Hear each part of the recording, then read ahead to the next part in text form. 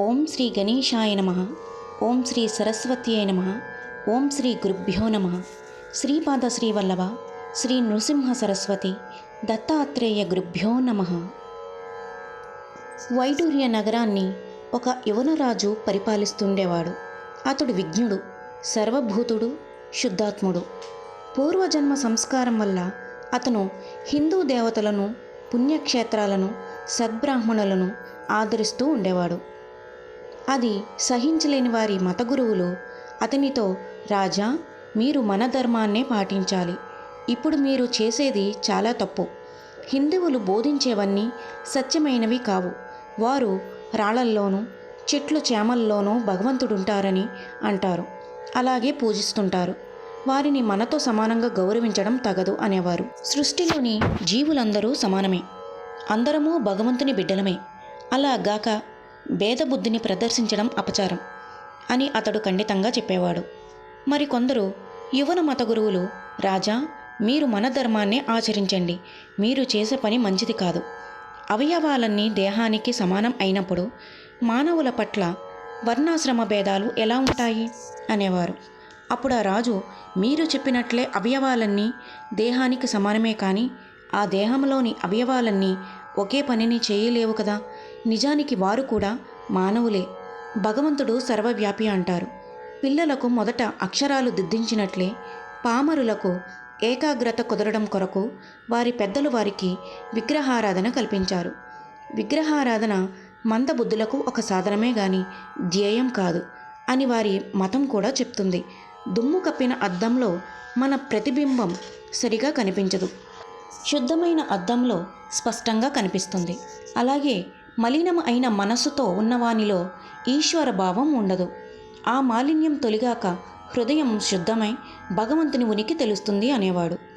ఒకప్పుడు విధివశాన ఆ మ్లేచ్ఛరాజుకు తొడ మీద పుండు లేచింది. అది ఎన్ని చికిత్సలు చేయించినా తగ్గలేదు. రోజు రోజుకు ఎక్కువ కాసాగింది. అతనికి బాధ ఎక్కువై నిద్రాహారాలు కూడా కరువైనాయి. చివరికి అతడు ఒక బ్రాహ్మణుని పిలిపించి దానికి నివారణోపాయం చెప్పమని కోరాడు. రాజా, నీవు యువనుడివి, నేను బ్రాహ్మణుడను. నేను చెప్పే ఉపాయం గురించి అది చెప్పింది నేనన్న సంగతి తెలిస్తే నీ వాళ్ళందరూ నన్ను బ్రతకనివ్వరు. అందువలన ఏకాంతంలో చెబుతాను అన్నాడు. రాజు అతనితో కలిసి ఏకాంత స్థలంలోకి వెళ్ళాడు.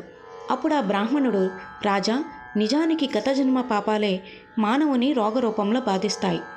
తీర్థయాత్ర, దేవతారాధన, దానము, వీటి వలన కొన్ని పాపాలు, వ్యాధులు పోతాయి. వీటి అన్నిటికంటే శ్రేష్టం అయినది సాధు దర్శనం. దీనివల్ల సర్వ పాపాలు, వ్యాధులు పోతాయి. చివరకు అజ్ఞానం అనే భవసాగరాన్ని కూడా దాటించి జ్ఞానజ్యోతిని వెలిగించగల సమర్థులు వారు. కనుక నీవు పాప వినాశ తీర్థానికి వెళ్ళి అక్కడ స్నానం చేసి దాన ధర్మాలు చేయి. ఈ వ్యాధికి నివారణోపాయం అక్కడ దొరుకుతుంది అన్నాడు. అప్పుడు ఆ రాజు కొన్నాళ్ళు గుప్తంగా ఎవరికీ చెప్పకుండా పాప వినాశ తీర్థానికి ఒక్కడే వెళ్ళి అక్కడ స్నానం చేస్తుండేవాడు. ఒకనాడు అక్కడ ఒక ద్విజుడు కనిపించాడు. రాజు ఆ ద్విజుని వద్దకు వెళ్ళి చేతులు జోడించి నమస్కరించి, స్వామి, నేను మ్లేచ్ఛుడనని మీరు ఉపేక్షించవద్దు. నేను యువనుడునైనా మీ ధర్మాన్ని ఆచరించేవాడినే. కనుక దయతో ఈ వ్యాధికి నివారణోపాయం తెలిపి పుణ్యం కట్టుకోండి అని ప్రార్థించాడు. అప్పుడు ఆ ద్విజుడు కూడా, రాజా, సాధు దర్శనం వల్ల నీవి రోగం నుండి విముక్తుడు కాగలవు అన్నారు. అంతా రాజు, స్వామి, సాధు దర్శనం వల్ల ఎలా విముక్తుణ్ణి అవుతానో దాని మహిమను తెలియజేసి నన్ను కృతార్థుణ్ణి చేయండి అని వేడుకున్నాడు ద్విజుడు. నాయనా, పూర్వం వృషభయోగి అనే మహానుభావుడి వలన పతితుడైన బ్రాహ్మణుడు జన్మాంతరమున ఉద్ధరింపబడ్డాడు. ఆ కథను వివరంగా చెబుతాను. పూర్వం అవంతిపురంలో ఒక బ్రాహ్మణుడు పింగళ అనే వైశ్యకు వసుడై ధర్మాధర్మ విచక్షణ లేకుండా జీవితం సాగించేవాడు. ఒకనాడు వృషభయోగి వారింటి ముందు నుండి వెళ్తుంటే ఆ బ్రాహ్మణుడు వైశ్య స్వామిని చూసి ఇంటిలోనికి తీసుకుని వెళ్ళి పాదపూజ చేసి హారతి ఇచ్చి భిక్ష సమర్పించి ఆనాటి రాత్రి స్వామిని శయనింపచేసి సేవ చేసుకున్నారు. మరునాడు ప్రొద్దుటే వృషభయోగి వెళ్తూ వారిని ఆశీర్వదించి వెళ్ళాడు. కొద్ది కాలంలోనే ఆ బ్రాహ్మణుడు చనిపోయాడు. మరుజన్మలో ఆ ప్రాంతం ఏలే రాజు మొదటి భార్య గర్భాన పడ్డాడు. రాజు రెండవ భార్య మాత్సర్యంతో రాజ్యాధికారము తనకు పుట్టిన బిడ్డకే రావాలనే అత్యాశతో పాలలో విషము కలిపి మొదటి భార్యకు ఇప్పించింది. ఆ విష ప్రభావం వలన ప్రసవించిన బిడ్డ ఒళ్లంతా కురుపులతో పుట్టాడు. రాజు రెండవ భార్య రాజుతో పూర్వజన్మలో ఎన్నో పాపాలు చేసుకుని ఉంటే గాని ఇలాంటి బిడ్డడు కలగడని అతన్ని తన మాయ మాటలతో నమ్మించి బాలింతరాలని కూడా తలవకుండా రాణిని భయంకరమైన కీకారణ్యంలో వదిలిపెట్టించింది.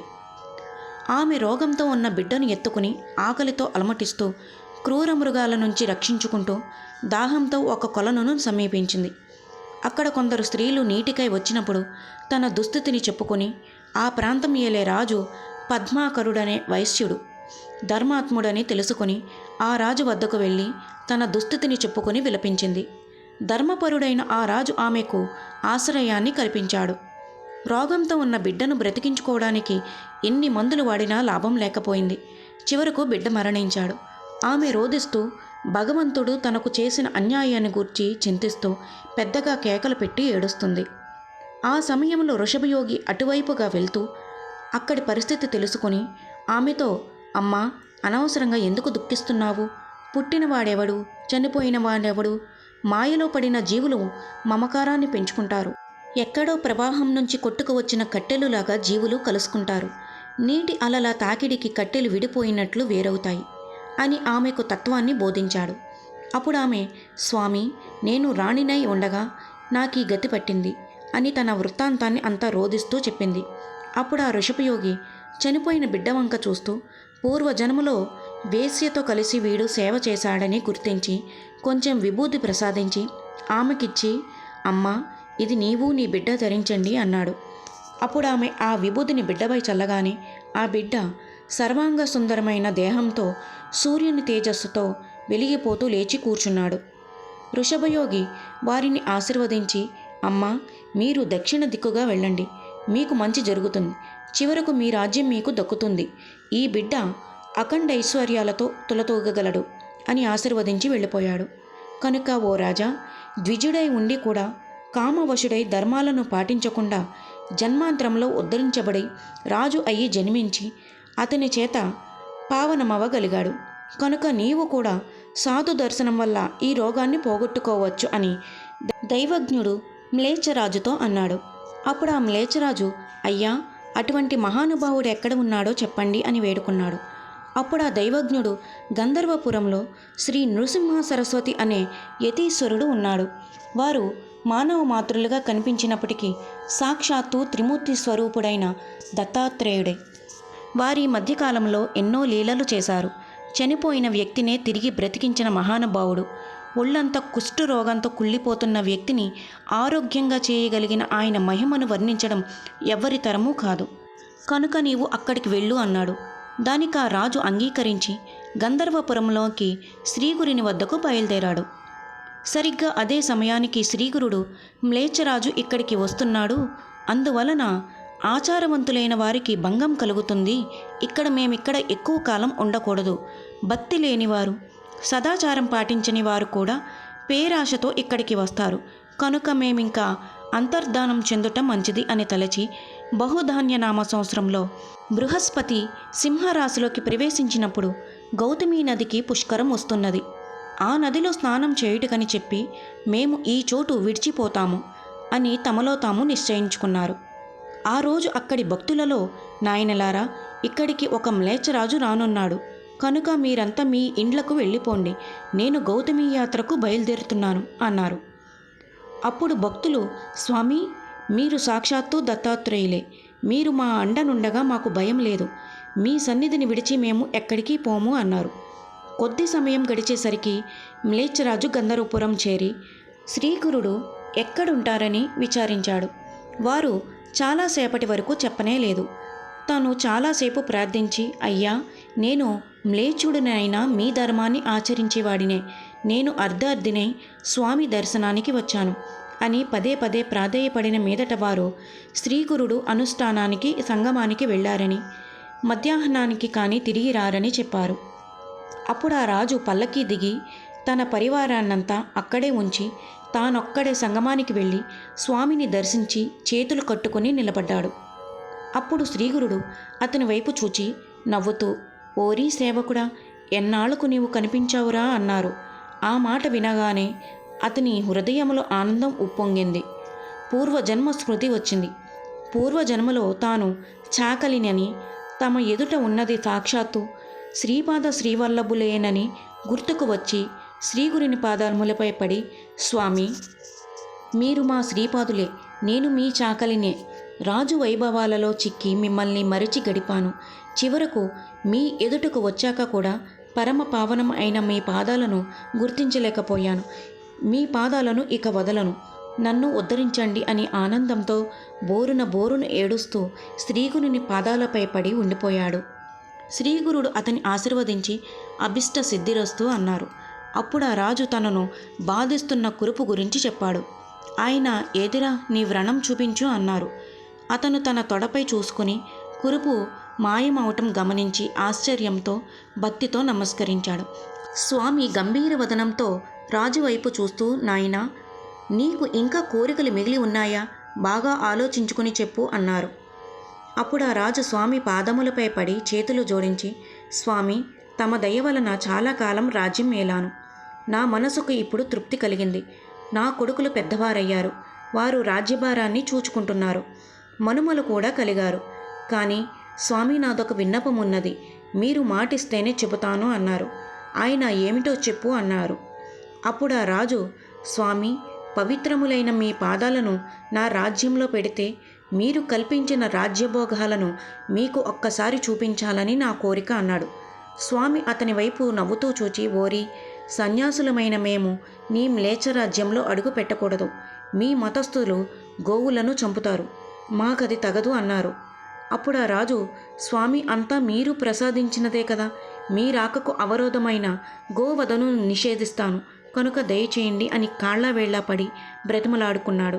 అప్పుడు శ్రీగురుడు, మా మహత్యమును తెలుసుకోవటం వల్ల ఇంకా నీచులు ఎందరో వస్తారిక్కడికి, కనుక మేము ఈ స్థానాన్ని విడిచిపెట్టి వెళ్ళటమే కర్తవ్యము. బృహస్పతి సింహరాశిలోకి ప్రవేశించినప్పుడు గోదావరి నది వద్దకు చేరి ఎవరికీ కనిపించకుండా పోవటం మంచిది అనుకున్నారు. శ్రీగురుడు అంగీకారం తెలిసిన వెంటనే ఆ యువనుడు ఉప్పొంగి శ్రీవారిని పల్లకిలో కూర్చోబెట్టి వారి పాదుకలను తలపై పెట్టుకుని నడవసాగాడు. స్వామి అతని వైపు చూసి నవ్వుతూ, నాయనా, నీవు కూడా గుర్రం మీద కూర్చుని ప్రయాణం చెయ్యి. రాజువైన నీవు ఒక బ్రాహ్మణ సన్యాసికి ఇలా దాసుడివై ప్రవర్తించడం లోకులు చూస్తే నవ్వుతారు, దూషిస్తారు అన్నారు. అప్పుడు ఆ రాజు, స్వామి, శ్రీగురు, నేను ఇంకెక్కడి రాజును? అంతకంటే ముందు మీ సేవకుడునైన చాకలినే కదా. మానవుడైన నేను లోకానికి రాజునైనా సర్వలోకాలకు రాజునైనా మీకు సేవకుణ్ణే. ఎవరో ఏదో అనుకుంటారని మీ సేవను మానుకుంటానా అంటూ ముందుకు సాగిపోయి తాను దూరాన విడిచి ఉంచిన పరివారాన్నంతా శ్రీగురునికి చూపించాడు. శ్రీగురుడు సంతోషించి, నాయనా, మనం చాలా దూరం వెళ్ళాలి. నా మాట విని ఇకనైనా గుర్రంపై కూర్చుని ప్రయాణం చెయ్యి అన్నారు. అప్పుడు అతడు వారితో కూడా గుర్రం మీదే బయలుదేరాడు. కొంతసేపటికి శ్రీగురుడు, నాయనా, సన్యాసులమైన మేము మీతో సమానంగా ప్రయాణిస్తే అనుష్ఠానానికి వీలు పడదు, కనుక మేము ముందుగా వెళ్తాము. పాప వినాశ తీర్థం వద్దకు వచ్చి మమ్ము కలుసుకోండి అని క్షణంలో అదృశ్యం అయిపోయారు. ఆయన ఎక్కడా కనిపించకపోయేసరికి అందరూ ఆశ్చర్యపోయారు. అదృశ్యమైన శ్రీగురుడు పాప వినాశ తీర్థం చేరి అక్కడ కూర్చొని అనుష్ఠానం చేసుకోసాగారు. ఇంతలో సాయందేవుడు కుమారుడైన నాగనాథుడు శ్రీగురుని వద్దకు వచ్చి ఆనందంతో వారిని ప్రార్థించి తన ఇంటికి ఆహ్వానించి పూజ చేసి హారతి ఇచ్చి భిక్ష పెట్టాడు. ఆ తర్వాత శ్రీగురుడు నాగనాథుని చూస్తూ, నాయనా, మ్లేచ్ఛరాజును పాప వినాశ తీర్థానికి రమ్మన్నాను. మేము అక్కడికి వెళ్తాము. లేకపోతే అతడు వెతుక్కుంటూ ఇక్కడికే వస్తాడు. అప్పుడు నీ ఆచారానికి భంగం కలుగుతుంది అని చెప్పి పాప వినాశ తీర్థానికి వెళ్ళి భద్రాసనంలో కూర్చున్నారు. శ్రీగురుడు అదృశ్యం అయిపోయిన వెంటనే యువనరాజు శ్రీగురుడు తనను వీడిపోయినందుకు ఎంతో బాధపడుతూ, అయినా తనను పాప వినాశ తీర్థానికి రమ్మన్నారు కాబట్టి వీలైనంత తొందరలో పరివారంతో సహా తీర్థానికి చేరుకున్నాడు. తర్వాత స్వామిని దర్శించి తన నగరానికి అత్యంత వైభవంగా తీసుకువెళ్ళాడు. స్వామికి రాజు అడుగడుగున హారతులు ఇప్పించడం, వింజామరలతో వేయడం చూచిన పురవాసులు శ్రీగురిని చూచి, ఈయనెవరో భగవత అవతారమేనని మానవ మాతృలు గారు అయినా బ్రాహ్మణ సన్యాసికి ఒక యువనరాజు ఇలా ఎందుకు సేవ చేస్తాడు? ఇది అంతా కలికాల వైపరీత్యమే అనుకున్నారు. డక్క, మృదంగం, మంగళ వాయిద్యాలతో వందల కొద్ది ఏనుగులు, గుర్రాలు ముందు పోతుండగా వంది మాగాదులు శ్రీగురిని గూర్చి స్తుతిస్తుంటే అగరు ధూపాలు చిమ్ముకుంటూ దారి పొడవునా లెక్కలేనన్ని పూలు చల్లుతూ స్వామిని ఆ రాజు నగర వీధుల గుండా రాజభవనంలోనికి తీసుకువెళ్ళాడు. చివరకు పల్లకీని దింపి అందమైన పట్టువస్త్రాలు పరిచి వాటిపై శ్రీగురిని లోనికి తీసుకువెళ్ళి స్వర్ణ సింహాసనంపైన కూర్చుండబెట్టాడు. ఆ తర్వాత రాజు ఆయనకు సాష్టాంగ నమస్కారం చేసి వింజామరలతో వీస్తూ ఒక ప్రక్కగా నిల్చున్నాడు. రాజు రాణులను, అంతఃపుర కాంతులను, రాకుమారులను, కుమార్తెలను అందర్నీ పిలిచి స్వామివారికి వారి చేత పాదపూజ చేయించాడు. అప్పుడు శ్రీగురుడు అతడు చేసిన పరిచర్యలకు ఎంతో సంతోషించి అందర్నీ దీవించి రాజును దగ్గరగా పిలిచి, నాయనా, నీకింకేమైనా కోరికలు ఉన్నాయా? ఉంటే నిస్సంకోచంగా చెప్పుకో అన్నారు. అప్పుడు అతను సంతోషించి, స్వామి, నాకు మీ పాదసేవ తప్ప వేరే కోరికలు లేవు అన్నాడు. స్వామి సంతోషించి, నాయనా, ఈ రాజ్యభారం కొడుకులకి అప్పగించి శ్రీశైలం వచ్చే, మేము కూడా గంధర్వపురం వెళ్ళి అక్కడి భక్తులందరికీ చెప్పవలసినది చెప్పి శ్రీశైలం వస్తాం. మరలా మా దర్శనం నీకు శ్రీశైలంలో లభిస్తుంది అన్నారు. ఆయన ఎడబాటును సహించలేని రాజు నిరంతరం మిమ్మల్ని గుర్తుంచుకొనుట కొరకు గురునామాన్ని ప్రసాదించండి అని వేడుకున్నాడు. శ్రీగురుడు అతనిని ఆశీర్వదించి గోదావరి యాత్రకు వెళ్ళారు. అక్కడ స్నానం చేసి మరలా భీమా అమరజా నది సంగమానికి చేరుకున్నారు. గంధర్వపుర వాసులందరూ స్వామి వద్దకు వచ్చి, స్వామి, మీరు ఎక్కడికి వెళ్ళారు? మీరు లేని ఈ ఊరు అచేతనమైపోయింది అన్నారు. శ్రీగురుడు వారితో, నాయనలారా, బిడ్డలారా, మేము ఎక్కడికో వెళ్ళిపోయామని మీరంతా అనుకోవద్దు.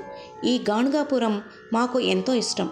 ఇక్కడ మమ్మల్ని భక్తితో కొలిచిన వారికి ఎప్పుడూ ప్రత్యక్షం అవుతూ ఉంటాము. ముందు ముందు కలియుగం ఇంకా పాపభూయిష్టం అవుతున్నది కనుక మేము శ్రీశైలం వెళ్ళాలనుకుంటున్నాము. కానీ భక్తులకు, మమ్ములను నమ్ముకున్న వారికి గుప్త రూపంలో మా దర్శనం లభిస్తుంది. ఇంకా ముందు ముందు దర్శనం బాగా క్షీణించిపోతుంది. దుర్మార్గులు ప్రబలి దుష్కృత్యాలను చేయబోతారు. దొంగ గురువులు, దొంగ సన్యాసులు, దొంగ స్వాములు తయారవుతారు. ఇంకా ఇక్కడికి ఎంతోమంది హీనులైన మ్లేచ్చులు కూడా వస్తారు.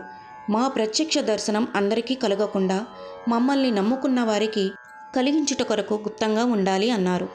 అందుకు ఆ గాణగాపుర వాసులందరూ బాధపడుతూ నిశ్చేష్టులై బొమ్మలలాగా నిల్చుండిపోయారు. నాయనా నామధారక, ఆ రోజు వరకు మానవ ఆకారంలో కనిపించిన శ్రీగురుని రూపం అటు తర్వాత స్థూల రూపాన్ని మరుగుపరిచినప్పటికీ సూక్ష్మ రూపంలో ఈనాటికి గాణగాపురంలో సుస్థిరంగా ఉన్నారు సుమా. అందుకు నేనే సాక్షిని. ఆయన్ను భక్తితో విశ్వసించిన వారి కోరికలు తీరతాయి. ఇతర యుగాలలో ఎన్ని వేల సంవత్సరాలు తపస్సు చేసినా కనిపించని దత్తమూర్తి ఇప్పుడు భక్తుల పాలిట కల్పవృక్షమై ఈ గాణగాపురంలోనే నేటికీ ఉన్నారు సుమా అని సిద్ధయోగి నామధారికునితో చెప్పాడు.